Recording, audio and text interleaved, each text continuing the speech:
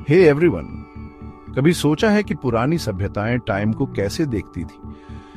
आज मैं हिंदू कॉस्मोलॉजी की फैसिनेटिंग दुनिया में गोता लगा रहा हूं, टाइम के रहस्यों को एक्सप्लोर करने के लिए। तैयार हो जाओ, क्योंकि हम युगों और उससे भी आगे ट्रैवल करने वाले हैं। सबसे पहले बात करते हैं टाइम की सबसे छोटी यूनिट्स की। वैशेषिक सूत्र और सूर्य सिद्धांत जैसे ग्रंथों में टाइम को बहुत छोटे हिस्सों में डिस्क्राइब किया गया है। एक निमेष होता है, पलक झपकने जितना टाइम, करीब 0.213 सेकंड्स। 15 निमेष मिलकर बनता है एक काष्ठा, 30 काष्ठा से एक कला, 30 कला से एक मुहूर्त, और 30 मुहूर्त मिलकर बनते हैं एक अहोरात्र, यानी एक पूरा दिन। ये हुए 86,400 सेकंड्स, बिल्कुल हमारे 24 आवर डे की तरह। अब चलो थोड़ा बड़े पैमाने पर देखते हैं। हम तो अपनी लाइफ दिनों और सालों में जीते हैं, पर हिंदू कॉस्मोलॉजी टाइम को युग, मनवंतर और कल्प में मापती है। जरा सोचो, एक चतुर्युग 4.32 मिलियन ईयर्स का होता है।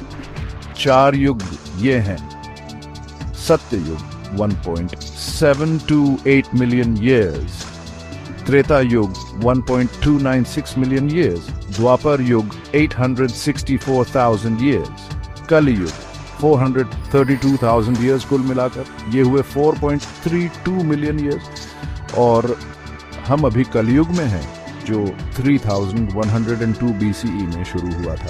लेकिन रुको, अभी और भी है। एक कल्प, जो ब्रह्मा का एक दिन होता है, वो 4.32 बिलियन ईयर्स तक चलता है। इसमें ब्रह्मा की रात जोड़ दो तो पूरे दिन रात का साइकिल 8.64 बिलियन ईयर्स का हो जाता है। और हर कल्प में 14 मनवंतर होते हैं, जिनमें से हर एक 306.72 मिलियन ईयर्स का होता है। हम इस समय 7वें मनवंतर में हैं, जिसे वैवस्वत मनवंतर कहते हैं। तो ब्रह्मा की आयु कितनी होती है?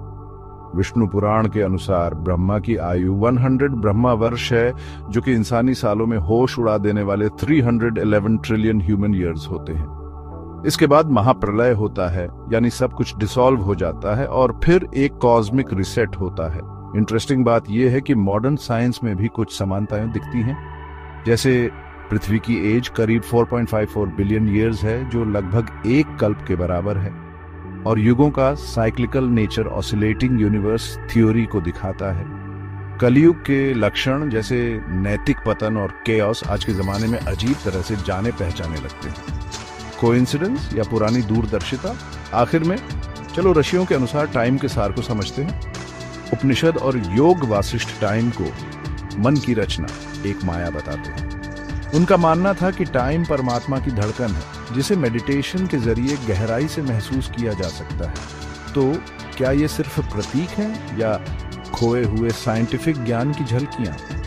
क्या ऋषियों ने ब्रह्मांड की लय को महसूस किया था, या उन्हें कोई दिव्य प्रेरणा मिली थी? युगों और कल्पों के इस अनंत प्रवाह में टाइम कोई नदी नहीं है, ये एक सांस है। और आप टाइम में नहीं हैं, आप ही टाइम हैं। देखने के लिए थैंक्स। अगर आपको ये कॉस्मिक जर्नी पसंद आई तो लाइक, सब्सक्राइब और बेल आइकॉन दबाना मत भूलना, ऐसे ही और माइंड एक्सपेंडिंग कंटेंट के लिए। अगली बार तक सवाल पूछते रहो, खोजते रहो। आप ही ब्रह्मांड हैं।